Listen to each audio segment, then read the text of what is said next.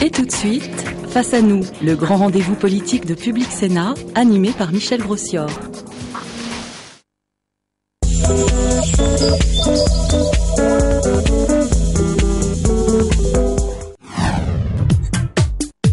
Bouge la France, du lundi au jeudi à 22h, Pierre Sled anime en direct les débats qui vous concernent.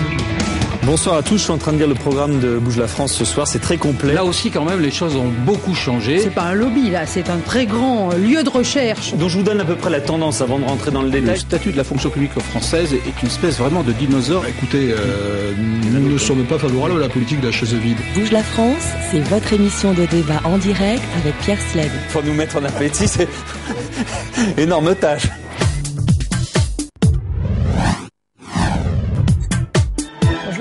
Bonjour. Comment un événement d'apparence mineure va-t-il influencer le monde de demain ?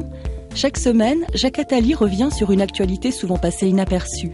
On va voir de plus en plus les Jeux Olympiques devenir une entreprise comme les autres. Est-ce qu'on peut dire qu'il y a des pays qui, à l'avenir, auront les moyens de financer les Jeux Olympiques et d'autres qui ne les auront pas ? C'est une question très difficile. Conversation d'avenir en compagnie de Stéphanie Bonvicini, c'est chaque semaine sur Public Sénat. Naturellement, tout le monde peut dessiner que les mots veulent dire ce que chacun veut dire. J'essaye déjà de suivre ce que vous expliquez.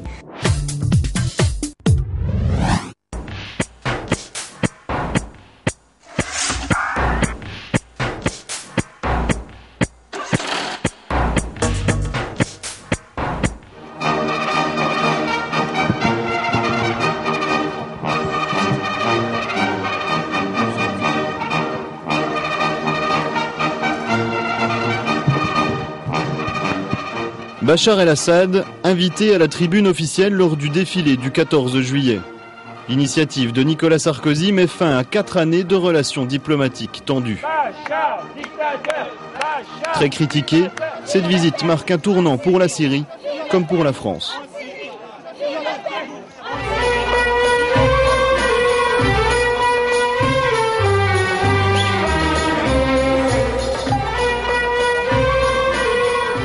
Souk de Damas, 10 jours plus tard.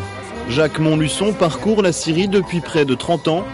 En 2004, il décide de s'installer ici, au cœur de la capitale syrienne.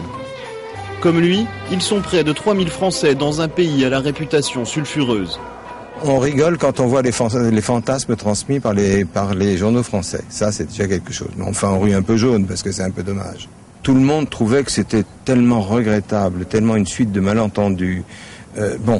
Ce rapprochement, il est ce qu'il est, il durera ce qu'il durera, mais aujourd'hui, les gens sont contents. Au moins, il y a un dialogue qui est renoué. Principalement regroupée à Damas, la communauté française s'est organisée. Jacques Montluçon est chef d'îlot pour la vieille ville. Son rôle, relayer les messages de l'ambassade en cas de crise. Il y en a une pour les caricatures. Ah oui. Enfin, une petite. Oui, l'ambassade a failli être prise. Voilà. Ce soir, il est invité à rencontrer une délégation du Sénat à l'ambassade.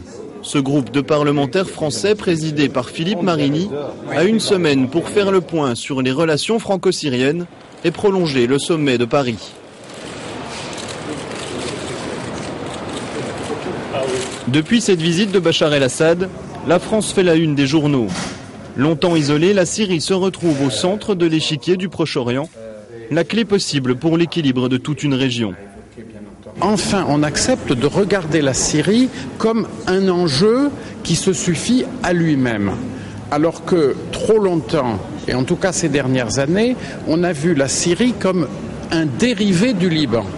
Pour les Syriens, ce rapprochement avec la France était très attendu. Maintenant, je crois que les choses sont sur le bon chemin. Il y a beaucoup de choses à faire maintenant. Il y a un chemin à parcourir avec le côté français sur la modernisation de la Syrie en général et des institutions parlementaires au Parlement syrien. La Syrie est engagée sur la voie de la modernisation depuis quelques années. D'une économie administrée, le pays passe lentement vers une économie de marché, un bouleversement pour les 18 millions d'habitants.